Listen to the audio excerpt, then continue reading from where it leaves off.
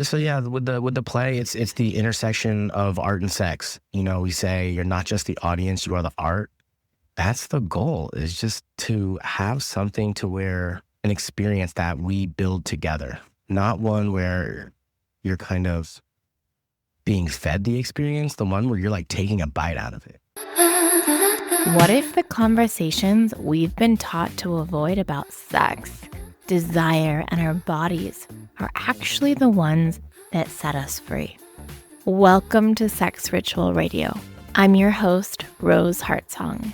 This is the show where sexuality, spirituality, and vital health meet, and where we explore the conversations most people consider oh so taboo. Each week, I sit down with fascinating voices exploring intimacy, relationships, healing, and human potential. Let's dive in. One of my favorite taboo topics that I love to talk about is sex parties. And I've talked about my experience on sex parties. I've had other people talk about their experience at sex parties. And I've talked about a very specific sex party community that I absolutely love. And it is called The Play. I have the founder and creative director, Michael Hollis, here. And honestly, it's such an honor to have you all the way in Laguna Beach from LA. So thank you so much. He's really redefining what a play party is.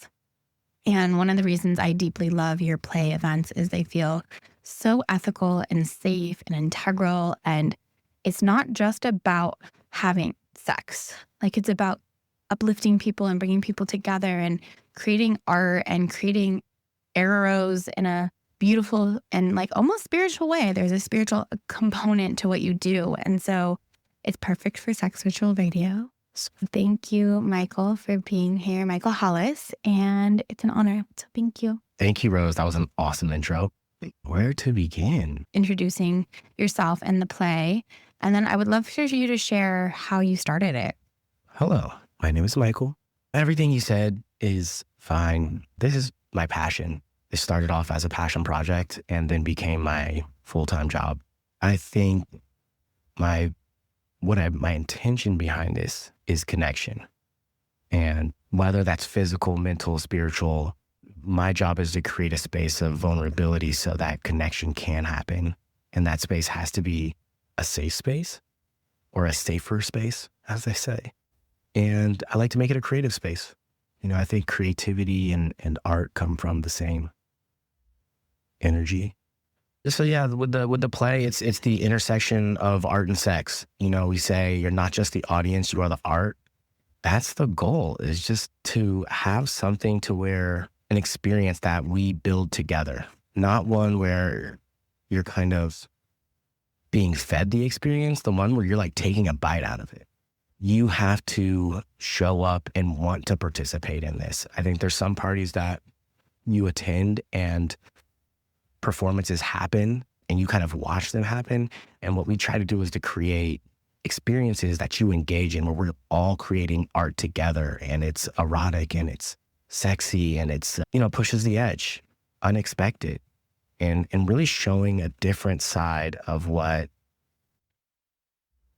art and sex can be. Because I think a lot of times when we think about it, we think about like BDSM, it's like flogging. And when I go down that path of like what performances look like at a sex party, sometimes it gets a little dark.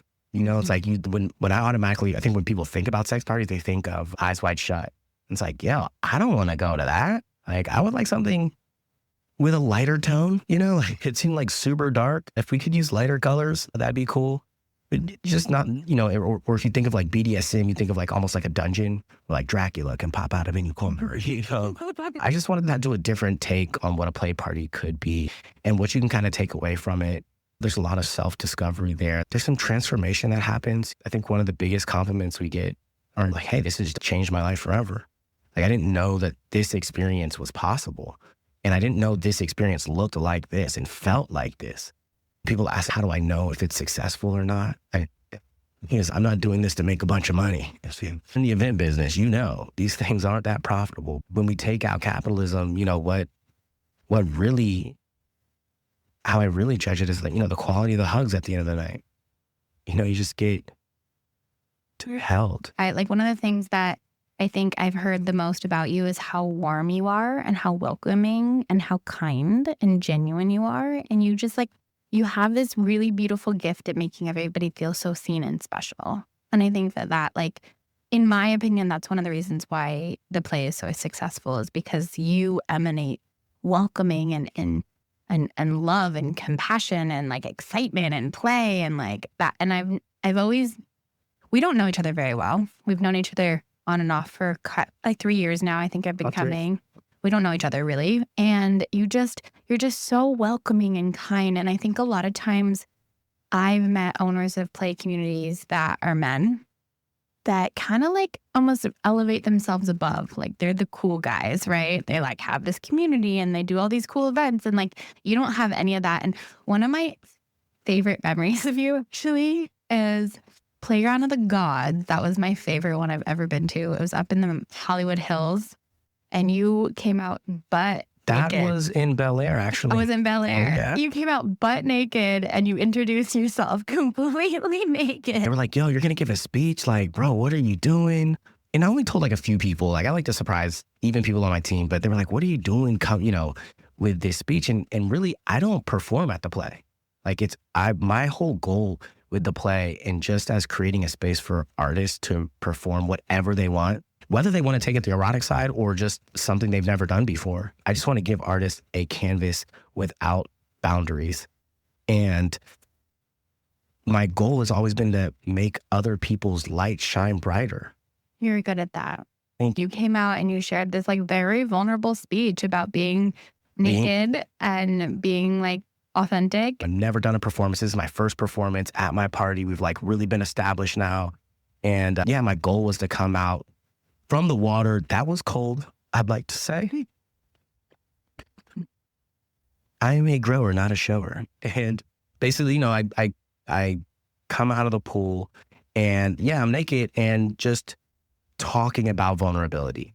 Like this is me naked in front of all of my peers. And my goal in being this vulnerable is to lead by example. I hope that this makes you just 1% more vulnerable with each other. Because if we all become a little more vulnerable, this thing feels so much better. We also create a space where, I don't want to say like shame isn't present, but people feel a little bit more free to express. One of my favorite lines is, the presence of shame is the absence of unconditional love. So the goal is to, and so at the play, we have 3 rules for when you enter. Mm-hmm. No phones, no money, no hierarchy. Just, there's so many play parties that have VIP, right? Like, what does VIP even mean in the play space, right? Like, because to me, it's not like who has the most money, right? It becomes a skill thing. But like, why, when people are almost, getting naked, being nude, like being their most vulnerable self, like, do you want hierarchy there too? Like, it's such an interesting thing to have a VIP space at a place where we're trying to be vulnerable and drop in with each other. Like, it already creates a barrier. Like, you're in VIP, I'm not in VIP, so I don't know if we can actually engage. And then no money, right? Like, open bar. Oh yeah, open bar all the time. All the time. All the time. We even have like free pre-rolls for a bit. Yeah. Just everything, free food. We provide dinner now. Like if it's a Crepe Daddy. Crepe Daddy, exactly. Shout out Crepe Daddy. Because for those who are listening who've never been to a sex party, I kind of want to paint a picture, right? Yeah. So a play party is a sex party. Let's just be real. That's what it is. People go to have sex. A lot of parties that I've been to that are not the play, you're going in and the focus is sex and just having sex, and it's kind of disconnected a lot of times. It's just basically, it's kind of pornographic focus and like that kind of energy. And unfortunately, the primary education we have is porn these days. Like, it's such a big booming market. It's billions and billions of views every single week or month. And so what I love about going to the play is you create community, you create culture, you create art, you create experiences. So like the one that you did your vulnerable thing you shared. Yeah. You had an artist who tied her hair up. Yes. Yeah, with the violinist, like in the pool, stripping, like these beautiful experiences. Like the last one I went to, you had, this one wasn't beautiful. It was weird. You had a horse thing. Yeah, we had some animals. I want to point out though, those animals, It was just a petting zoo. it was Yeah. nothing like that. It was just a But- petting zoo, but like it was just different and weird. Well, And there's a lot of horse girls out there, you know, so we wanted some horses. But they went away before the play started. we put no animals or touched like that. No. But it was more of the theme of that one was the playground of the goddess. Mhm. I had done Playground of the Gods twice. And then I did like my 5th ayahuasca journey. Mhm. And my mother came up in that. And, you know, I've had a tough relationship with my mother. And maybe that leads to why I have creative landmarks. But the point is, I wanted to give an experience that I think she would be proud of. And like ones that my sisters were to ever attend this, like, how do we honor the divine feminine? Hmm. You know, I was raised by women. And so like, I really wanted to honor that because Playground of the Gods, yes, is inclusive, but like, I really wanted this one specifically for the goddess. Either men were being subservient or uplifting to women and all of the different art pieces that we put on for. It was so beautiful. And you do create art. Everything's artistic. And another thing that I've noticed about your parties is you create a lot of safety in the nervous system. Like you really create intentional experiences to allow people to unravel and to create safety in their nervous system so that when they are playing, they're in their bodies. Thank you for that, because there's a lot of intention put into that. And it starts with the interview, with the application process. I love that you do this. This is, you know, I tell people on my team, this is where, you know, like David Blaine or like your favorite magician, right? He's going to make sure you see the 5 of hearts somewhere 10 times before he brings you up on stage and it says, is this your card, right? So we have to get people in the mindset of like, this thing is about to happen. So we know they've read through the website.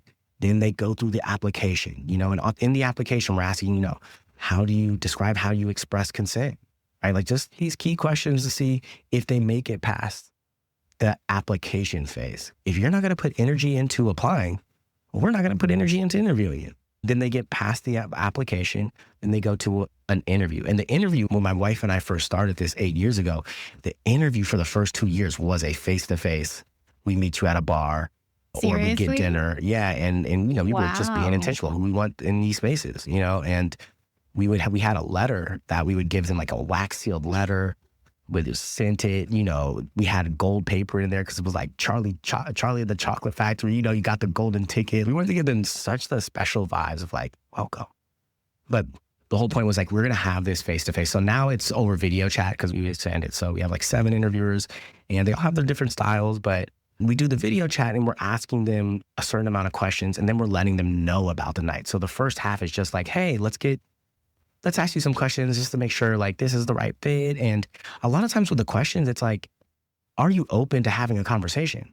Because if you're like super shy here, well, you're going to be super shy there. I promise you, you don't get more comfortable at the party from the interview. No. Right? And this whole thing is about connection. So like, if you're open to connecting here online, then you're probably going to be open to connecting like more in real life. Like, can you hold a conversation, right? And then you also require testing. Yeah. Love. And it's been stressful a couple times for me, not gonna lie. Like Getting him in the last second. Yeah, I mean, as far as I know, and I've traveled the world for play parties, we are the only party that requires STI testing. That's a ticketed party that requires STI testing. There's private parties that definitely require STI testing in a shorter amount of time, and shout out to them. But like for a ticketed large scale party, we're the only ones. Other than our partners in New York, Top Floor, shout out to Top Floor, who do testing, part of our partnership agreement. I was like, hey, if we're going to be a partnership, you guys got to bring on the testing and we'll help out. So testing, super big. We just want to create safer spaces. And I think a lot of play parties say like, hey, we're creating this safer space. I just want to have something tangible. Mm-hmm. It's like, we can all say it, sure. And you can tell me that you've been tested, or we can be the organization that just collects it all. And everybody that's been in this room has been tested within the last 3 months. Yeah. And some people say that's a long period of time. My reply is that when it comes to ethical non-monogamy, knowing your status is the ethical part, right? We're not saying we can't prevent STIs at a play party. That's impossible. What we can do is make sure that, hey, everybody knows their status at the very least. And it was semi-recent. A lot of people who go to play parties, they get tested way more often. But people who are, it's their first time, it's like, hey, I've only been with my partner. Both of you guys get tested and then come on in. Because there's been 1 out of every 30 is like, I didn't know my partner had something. Yeah. Right? Like there's a whole... I go to Planned Parenthood often, and I talk to them a lot. I always ask them questions about it, like an interview process with them. Yeah. And one of the doctors in there said that polyamory and open relationship people actually spread STIs less than monogamous people do. There you have it. Because they get tested regularly and they talk about it. All the time. And that's from like a statistic perspective. And I've never told you this, but I'm actually really good friends with Dustin from Sex Party on the podcast. We became buddies at like Nashville at a sex toy conference. And I know that you guys worked together to like create a home testing, I believe. Oh, yes. What's it called? I don't remember, but it's like a home testing you can ship to your house and get tested. I know they are. And they're also ProDX. ProDX, yeah. That's what it is. I go to a lot of sex toy conferences with Splash Blanket. And I'm a Splash Blanket. Splash. Shout out to Splash Blanket. They've also worked with us. They're amazing. It's been awesome. And we were next to them, like our booths were next to it. And so that's how I know him. And he actually helped me rename the show. It used to be called Follow Your Heartsong. But it was like, my last name's Heartsong, and it's all about like, following what lights your heart on fire. And I was like, it's so hard to communicate. So Dustin actually helped me come up with the name Sexual Radio. I know. So I love how small the community is. It's so good. Yeah, so getting back to the how to create that space, right? So starting with the application, then we have the interview process. But the second half of that interview, we're telling you about the night. The shortest party that we throw is 8 hours. Because for me, when I would go to parties and it's like, this is a 4-hour experience. Like my nervous system takes longer than that. It takes longer than 4 hours for me to like be naked around y'all. Like I just met some of you guys. Like I'm not that easy. Like we got to have a little conversation. And so let's like our first party, or the normal time that a party starts, usually at 8 p.m. And from 8 to 10, that's a window that you have to arrive. But that's also like what we call like our happy hour time, where like you can have a drink. And the bar closes halfway through the party as well. That's another thing, like being able to give consent in a sober state, not too intoxicated. We want people, but you also have to like integrate people into this new setting. Like sometimes just holding a cup in your hand while you're talking, it just makes you feel like you're at a normal party. Like it's just easing people in and having like a drink can help take the edge off. But we do have our bartenders like counting drinks to make sure like nobody's getting like that. But during that you create a lot of safety. Thank you. You do. You create so much incredible safety. And one of the other things I love is like the consent talk is so detailed and so clear, and like the 6 feet radius of consent. I'd love how you to talk about like your absolutely. Detail of consent, because it's so important. So people come in, we did have like a happy hour time, then we stop everything, we close the door. That's the other part. You can't come into this container late, right? Because that can mess up the vibe. So boom, close container, and then consent talk. What it looks like, feels like, it sounds like at the play. We say, if it's not enthusiastic yes, it's a no. Then the other thing is, when you hear the no, we give you the language to celebrate the no, and I know, Rose, you know this, like the thank you for taking care of yourself when someone says no to you, it is so juicy. It's such a great transition. It's such a great energy exchange of just me saying no to you is me saying yes to my boundaries. And so I'm going to thank you for saying yes to your boundaries, and we're going to keep it moving. That made me think of my first play. It was in the downtown loft, and Tia invited me, and I came, and I remember that was like the first time I ever had a no. And it was shocking to my nervous system. Like, this guy just said no to me. And then for a second I was shocked. And then I was like, wait, I'm supposed to say something. And I anchored back into what I was supposed to say. And I said it, like, thank you for taking care of yourself. And it literally relaxed my whole nervous system. And I was like, oh, this isn't about me. And then I was asking him how he was. And I'm like, are you okay? Do you need some water? Like, I was like checked in. And he's like, yeah, I'm like really overwhelmed right now. So thank you for asking. And it wasn't about me. It wasn't a personal thing. But if you don't have that information of how to express and like to receive and know, especially as a woman, women have a harder time receiving no's because in our society, we don't have it as often as men. So it was really like, it was a huge transformational moment for me. That's, I love that you gave that example. And we also say that like, you can ask that person 2 times. You could only ask the person 2 times if they want to play. So the first time they say no, cool. You can come back an hour or 2, check in and see again. Cause just like you said, sometimes you're like there and you're in the first like 2 or 3 hours. And it's like, look, my nervous system is still adjusting. I'm saying no to everything right now. Like I'm just watching. It can be so overstimulating. I mean, my first couple of parties, I didn't play. Like my first 3 parties, I like just couldn't play. It was just taking in so much information. Like, oh my God, like there are, things that I've seen in porn happening in like 5 areas right now. And I'm like, I'm not sure what to pay attention to. And like my body, I am limp everywhere. I'm just like sitting down, just like, oh my gosh, like women are asking, hey, do you want to play? Like, I just generally can't right now. Like things aren't working how I thought they'd be working right now, which is very normal for guys. In their first experiences, we do this process to help calm down that nervous system. So have the consent talk again. We talk about if you're within 6 feet, we call it the COVID rule. If you're within 6 feet, you need to ask, is it okay if I watch? Because a lot of times, like when you're in these spaces, you're super sensitive to everybody else's energy, right? Everybody becomes an empath a bit in these spaces. And especially when you're being vulnerable, like you're really feeling people and then boom, somebody's like within 6 feet watching. You're like, okay, well, you're not touching us, but it's starting to feel like a threesome. So like, I just need a little space. And also when you ask, sometimes like you may get a show, right? Like, oh yeah, you're watching. So okay, yeah, we'll play to that, like great. We're all enthusiastically engaging in this. And then we go into Desires. The DIBS, the intimacy exercise. Yeah.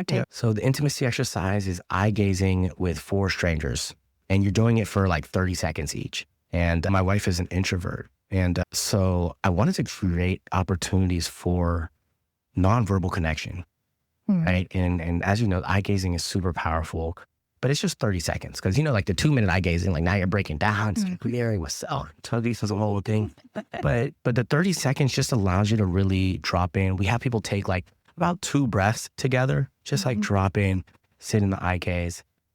A lot of people haven't eye gazed for 30 seconds in a while, right? It's like a nice, like, oh yeah, like. Forever. Right? There's like some people who do not consent to the eye gazing, right? And that's the other thing, like, just because I'm saying all these things are part of the process, you don't have to do any of this. This is all consensual. Do you know what I You have to get tested and you have to do the interview. Fair. There are. Like there's a front door pass. Yes, there's some hoops you got to jump through to get in. But once you're in, choose your own adventure. Yeah. But like if you get in and 5 minutes in, you found somebody, you guys just want to go play in the corner, like we're not going to stop you. Yeah. The eye gazing happens. And then on the 4th person, and also with the eye gazing, it gives, when you're finding you have to find your person in silence. And we say, hey, the person who's guiding it, we'll say, okay, find somebody to connect with. And sometimes it's like a guy and a guy, and they're both straight. And I've seen so many cool moments between 2 straight guys of like, man, when was the last time I looked another man in the eyes, just honestly? I think women tend to do it a little bit more, hold space for each other. It's more socially acceptable for women to be intimate with each other publicly than it is for men. Yeah. And I've seen men just break down, like just cry, hold each other. There's been some really beautiful, beautiful moments there. But the eye gazing happens. And then on the 4th person, you exchange your DIBS. And this is something that we made up at the play. Your desires, intentions, boundaries, and sexuality. At these play parties, we want to get people used to saying their desires out loud. Just speak them into existence. And it works. It worked for me one time. My desire at the play was to have a threesome with 2 men. That was my desire. And so I spoke it out loud, and it was so interesting because the guy who received it, there was chemistry between us. And I was playing with a guy later on the night, and he like comes up and he's like, hey, I remember your desire. Would it be okay if I joined? That is a great example of how it happens. I've seen I had my desire met because I spoke it out loud and there was chemistry, so that helps. no, that's great. I mean, that's the cool part about the eye gazing. Like people are like trying to find, within those four, there's like maybe one or two that you may be attracted to. We want people to get in the habit of saying their desires out loud, and then whether it's with the person they're going to connect with or not. Because there's been times where somebody's like, hey, my desire is to be tied up. And I was like, okay, I'm not the Shabari guy, but I can point you in the right direction to that person. And, You're like, I know my community. and so intention, I think that's the other part. I want people to just get a level deeper of just, I've met so many cool sex and intimacy coaches where they're talking, they talk about like, hey, there's like this physical part, but like, why are you here? Like, what's the real reason that you're here? And I wanted to bring that into this space of like, hey, you came to a play party, but like, what are you actually here for? Community, exploration, discovery, Passion, awakening. there's so many transformation, there's liberation. There's people who just came out of a relationship that's like, I just want to feel liberated. I want to explore some things that I never tried in that other relationship. They always said no to. Like, I'm just here and like, it's time for me to let loose. I'm like, go for it. It is a good place for people who recently broke up. Oh man, it's such a good spot. It's just, I've seen like a variety of versions of that. It's like, I can't wait to like, just get out there. And like, there's something that I wanted to do that like, now I can try that sexual thing, And then there's some people that just are lonely after that's like, hey, I'm just looking for community. Like, I just need some friends. I'm not even here to like play really. Like, I'm just here for authentic connection. Cause I think what really happens at these parties, it's not so much the sex, it's the pillow talk. It's like that intimacy that like, it's like after you hooked up with someone and everybody's nervous systems are kind of relaxed, like the conversation that happens there. Nourishing, it's sweet, it's connected. And the other thing though, too, on the sex side is, I say this a lot, we live in a world that's sexually repressed, even though we all desire it. And it's kind of like this shame pillow that's like floating, or like cloud that's floating within us. And when you go to a sex party, especially the play, and the energy, like the nervous system is relaxed, the intention is there, the lighting's good, the music's rad, like you set the scene, you're very good at putting on parties. It's like you can settle into the erotic frequency that's like moving through the space. And it feels, that's one of the reasons I love to go, is it feels like you can breathe fully because erotic expression is accepted and it's not shamed. And that's a huge part of who we are as human beings. And it's safe to express. And I've brought a lot of people to sex parties for the first time, and they all say, I'm so surprised with how comfortable I feel. I've always found it surprising that sex is like a taboo topic. Literally the one thing that had to happen for you to exist. You come from it. And so for us to be having like these sex parties, like these parties of pleasure, what is so strange about that? It's like the thing we've all done on this planet, but we just decided to like, I don't know, do it all together. It's fun. It's great. It's a lot more fun doing it with your friends. Like, how many things are more fun when you do it with your friends? Like, here's one of them. But what I really love is like those moments where like, imagine pillow talk with like 7 people. And cuddle puddles. Oh, the cuddle puddles. Like, man, before these parties, like I never like cuddled with another guy. I was like, oh my God, it feels like my brother. It's just like hanging there in the pile, like, man, his leg is over here. Somebody else's head is like laying on my shoulder, and like you're just in it. It's like, oh my God, I'm so relaxed. Like, you also support your guys when they're having a good time too. Absolutely. Get it? Absolutely. Your leader. Yeah. I came from like a sports culture. I played a lot of sports. So like, I see my friend out there really doing his thing. Like, but like that in the other world, right? Like competition is a normal thing between men.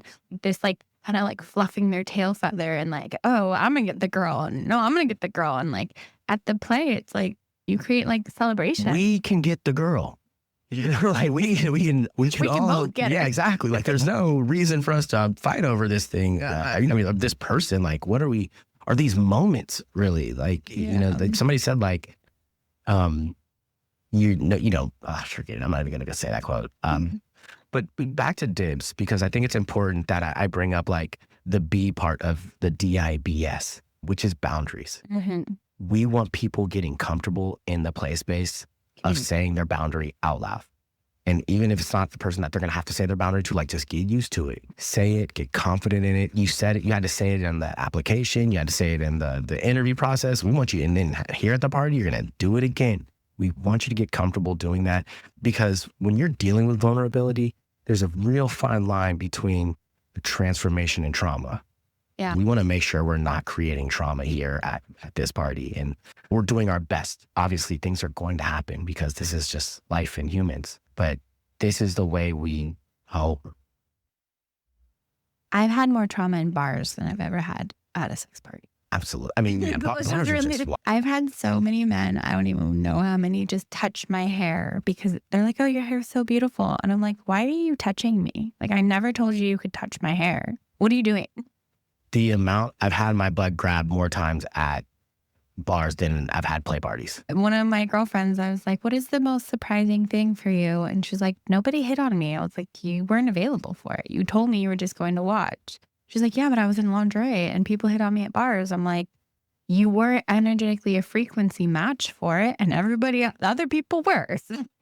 People that were. The enthusiastic yeses. Yeah. And you can feel it. And that's, I think, some people will go to these things and like, hey, I want this thing. And that's, again, that's why we do the DIBS part of it. Because there's people who will go and just feel like something's supposed to happen to them, right? Like people are going to come up to them and like try their hand. And, it's like, no, if you're not out there showing that, hey, I want to be engaged with, then people won't engage. Because at this space, like, we are trying to find those, especially like after the Me Too era, right? Like for guys, like we are super scared of like creating any trauma or any non-consensual engagements. And at the play party, it's even more heightened.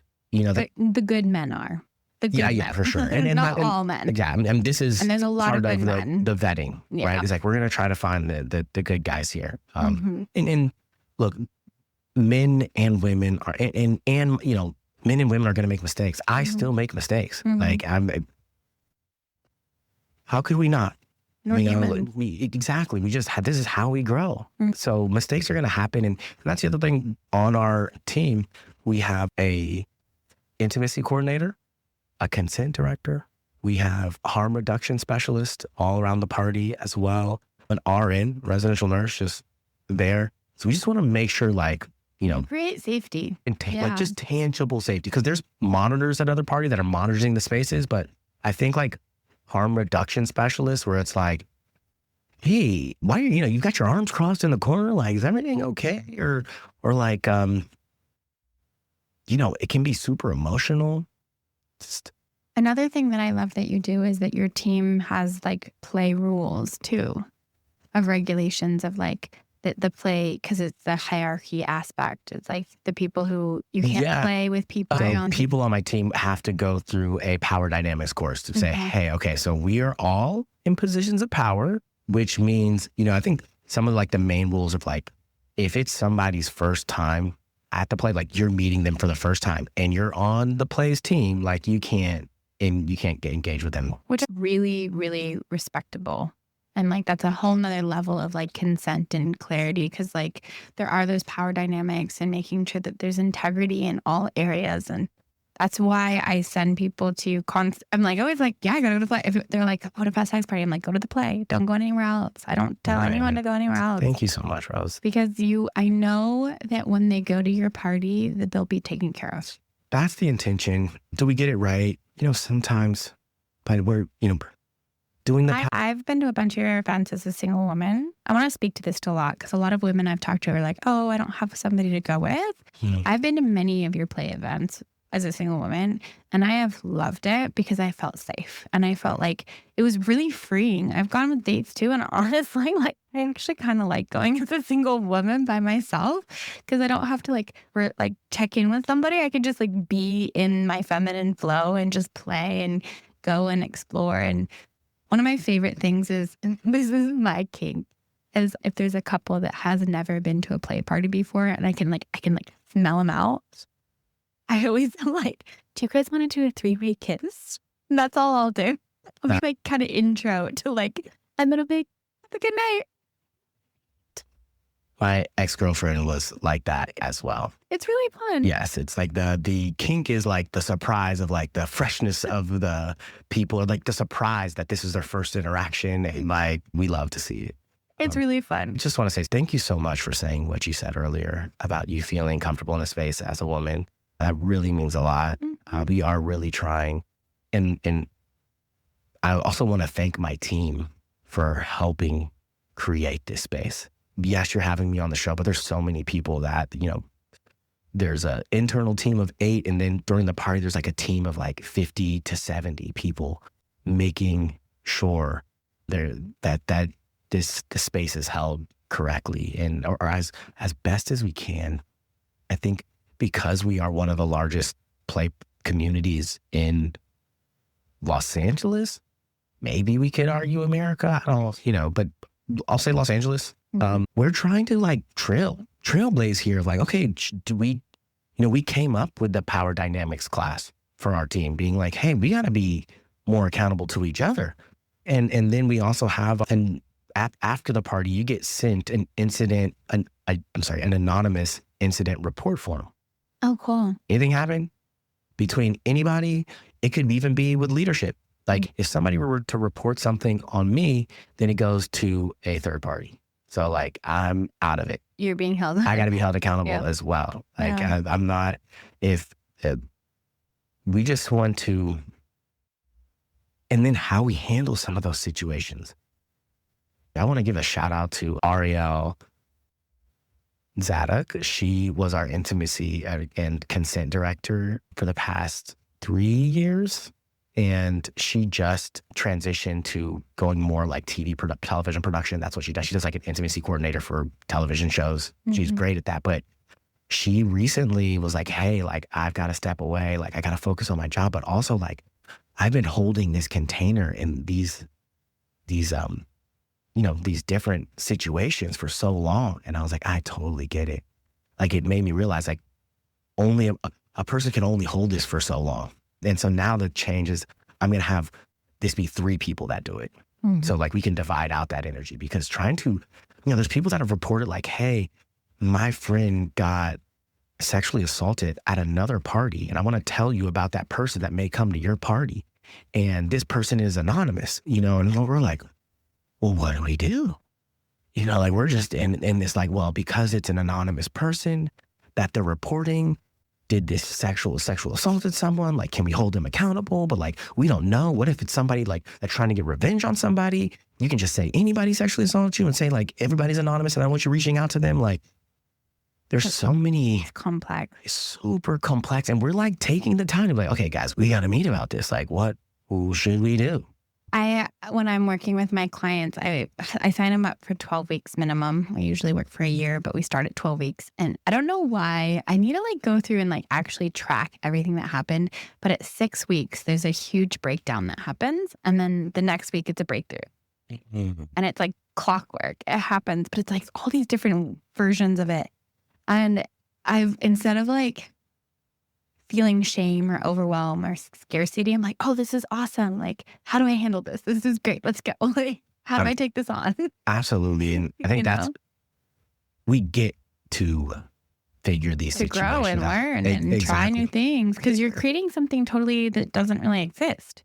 Yeah, I mean, I'll say, look, play parties have existed since the beginning of time. Yeah. We're here's how we're making the container safer. Here's how we're making it more engaging.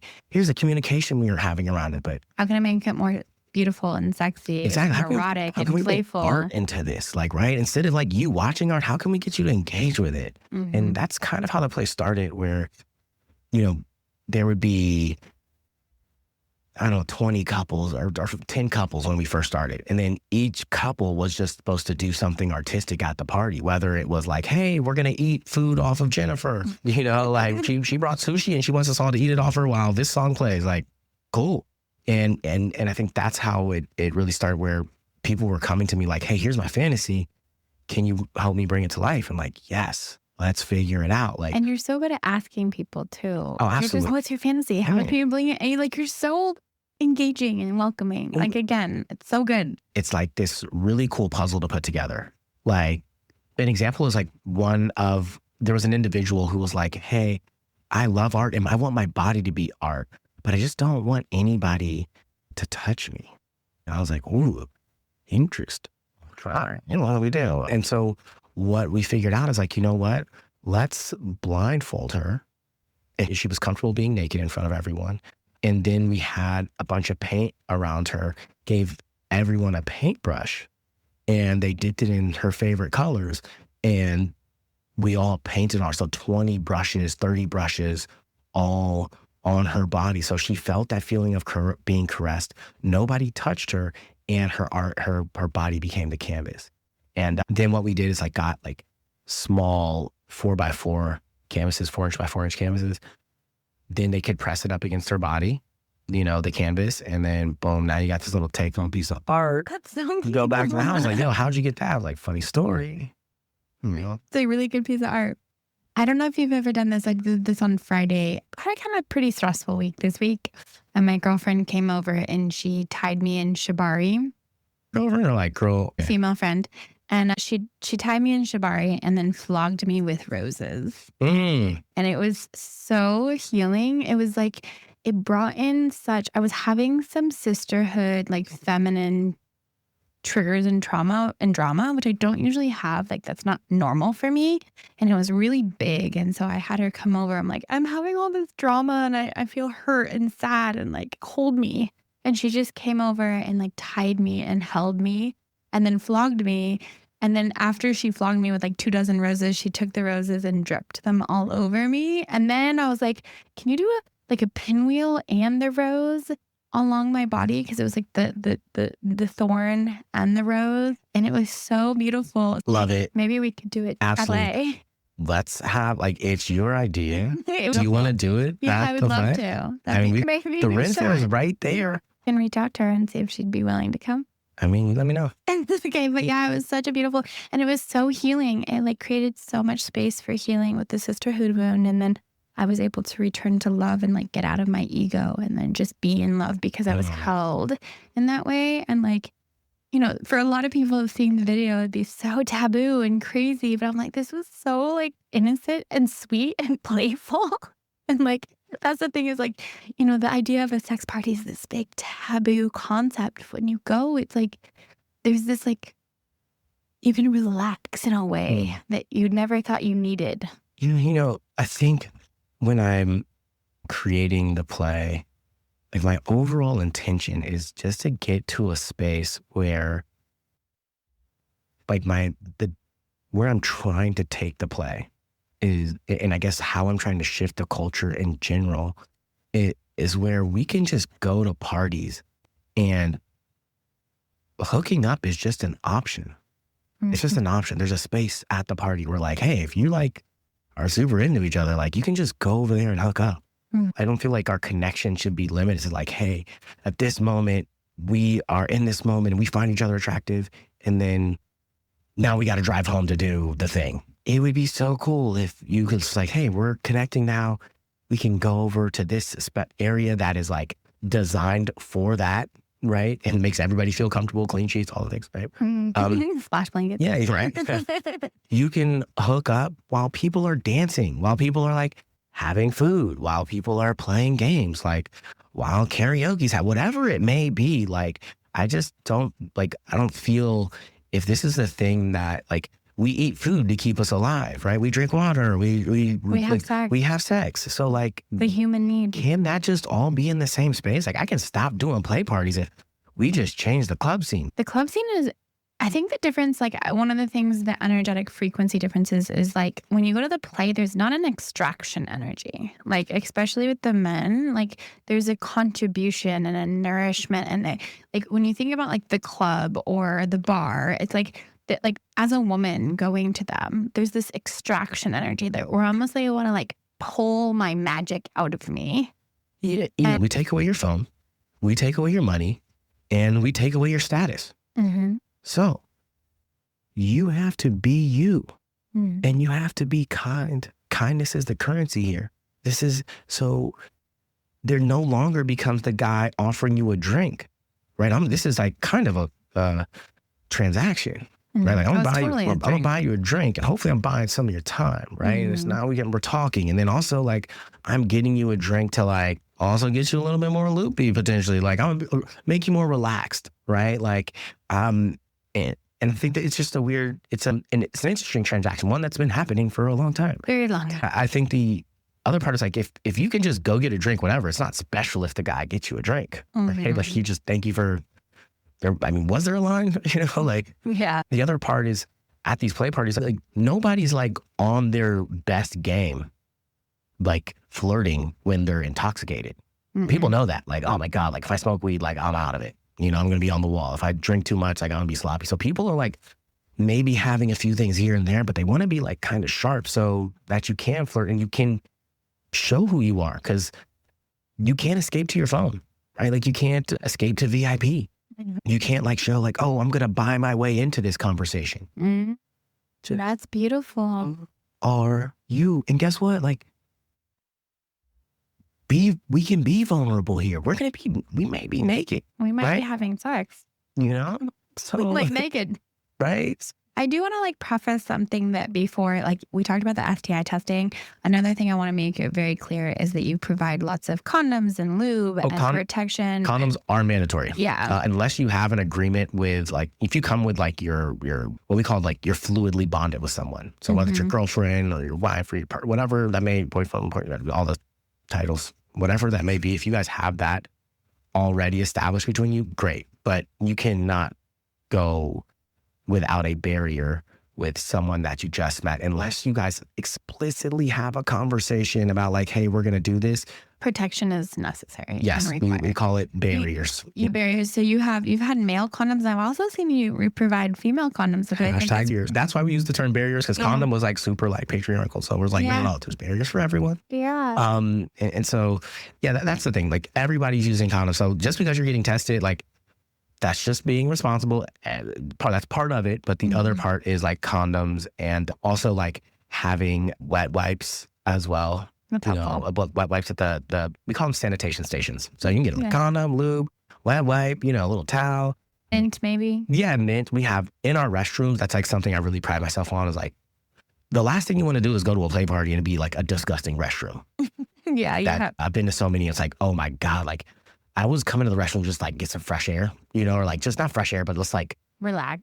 Just pause, like, oh, okay, great. And I've just seen some terrible restrooms. So in our restrooms, we have like mouthwash, a chapstick if you want it, disposable toothbrushes, feminine products like tampons and what's it called? Diva cup. We've got the cups in there as well. So we just want to have the hand soap, all that stuff, just to make sure that like when you come to the bathroom, like you can really refresh yourself and head back out there.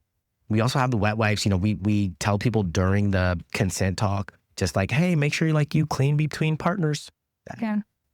Part of it. Check in, make sure you take care of yourself, your nervous system. Yeah. So like a lot of times, just going to kind of paint a picture. There's these usually gorgeous houses, estates, mansions that you have, and you have amazing DJs, incredible lighting and art exhibits in different places. And sometimes you have some random animals like snakes.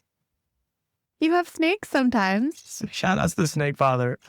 And like you guys do photographers or massages, professional massage therapists come in, or you just like put on our photo shoots and all these different things. But you do have like the snakes have been a lot of the parties. I want to just talk to PETA real quick if you're listening. I promise you nothing is actually happening for these animals. Nothing. Cool, and it's taboo and it's fun. There's just something about it's art. Exactly. It's just another form of art of having like, some woman walking around, or a guy having like a snake on him, or a woman just walking around with a snake. It's like, oh my God, like you would have been, oh my God, to the snake regardless. Like somebody in lingerie with a snake on it, like cool.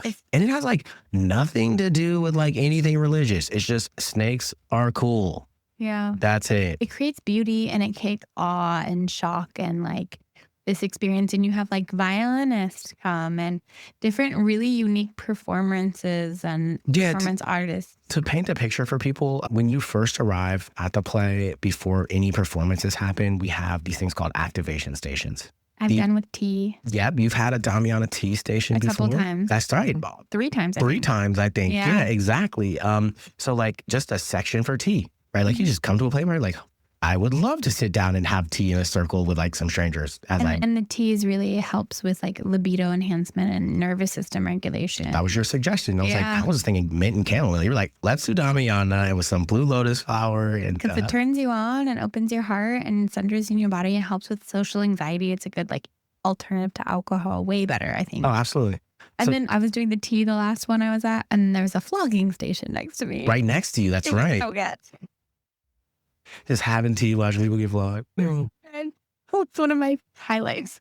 So there was these activation stations, and then after the activation station, there could be a tea one. There could be like one for shibari, which is like Japanese rope art, a fire station, fireplace station where you can do like a fire spanking, or they do, play. There's like somebody there who's a professional, like shows you how to play with fire, like intimately. And I know that sounds like interesting. A lot of the things you do sound interesting. Yeah, I should just go to the play.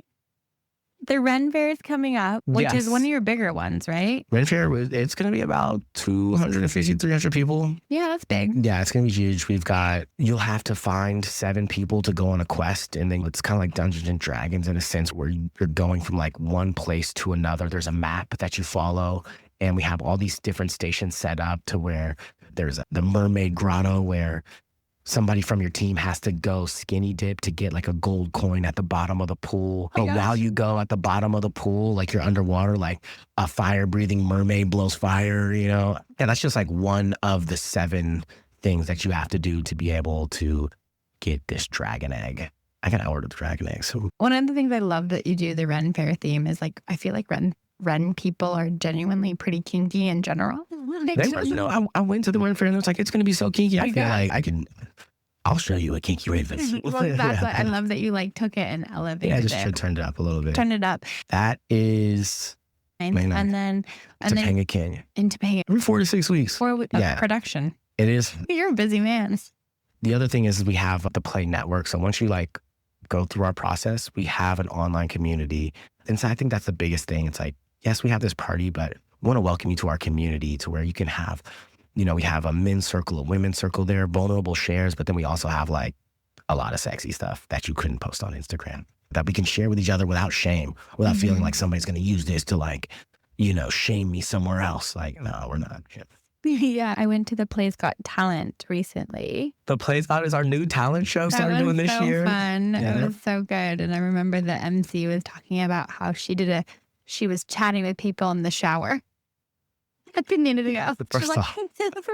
On Tuesdays, we have like a live chat to where you can have your camera on or off. And like, sometimes the camera on, it's like, whoa, interesting what's happening over there. But it's fun because you can't do that kind of stuff on social media. Exactly. People and be celebrated. People are like, oh my God, I just got a new boob job. Like, you guys, how do you think it feels? And then people are like, who have actually had them, could like give her advice. And like, where could you actually find where a community of people aren't going to be like, kind of objectifying you sharing that? It's just gonna be like, oh, actually, like, here's some more information. It's education, support.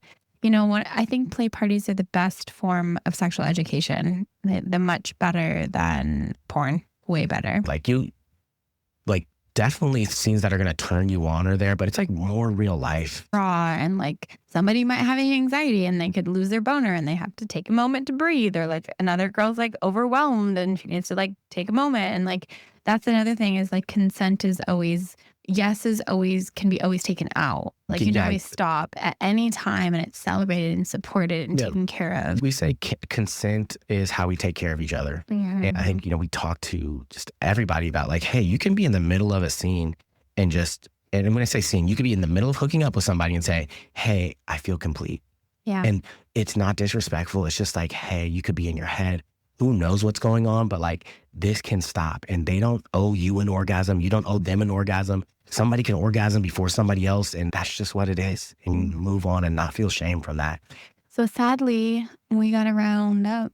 Okay. I actually went a little over because the guy after me isn't here. Right. And so there's nothing playing. But if they want to go to the Ren Fair, or are you allowed to share what the next one's theme is? Are we allowed? Is that not okay? We don't have to. They can go to the play. I'll share. Okay, what is it? The next 2. What's the next 2?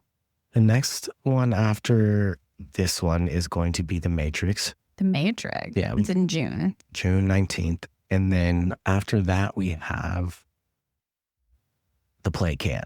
The Play Camp. Camp is like, those two themes that are coming up, they're ones that we've done before. They're some of our most, I mean, like all just 3 of them, right? Yeah, exactly. The Ren Fair, we did it again from last year. It was just like was amazing. Our biggest party ever.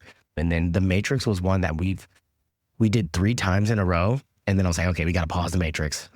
And there's just some other concepts I want to throw out there. I don't like repeating themes all the time. I've been doing this for 8 years. So it's like, what really gets me going is new themes. But the Matrix is coming back for popular demand. And then the Play Camp is just something I can't stop. If I can't stop doing camp, because people love camp so much. The game, we divide you into cabins when you arrive. It's like a whole like fantasy from like middle school camp. Yeah. Fulfilling your fantasy. It's a day party as well. The Ren Fair is also a day party, 2 p.m. to 2 a.m. It is a 12-hour experience. Well, if they want to go and find you, how do they do that? Yes, you can on Instagram at theplay.la. If you want to see like what this thing looks like. You may have a lot of questions. The visuals, we do a lot of work on the videos. So check out our reels and all that. Stunning. Thank you. Yeah. Theplay.la. Theplay.la and theplay.la on Instagram. And if you're interested in going to a play party, but you're too afraid, you can reach out to me at roseheartsong.com or at roseheartsong on Instagram. And I have supported a lot of clients going to your play party for the first time in their experience. It's been such an honor. I love the picture and the safety that we painted tonight. I'm so grateful to have you on. Thanks for being here. And I hope you have an amazing night, everyone.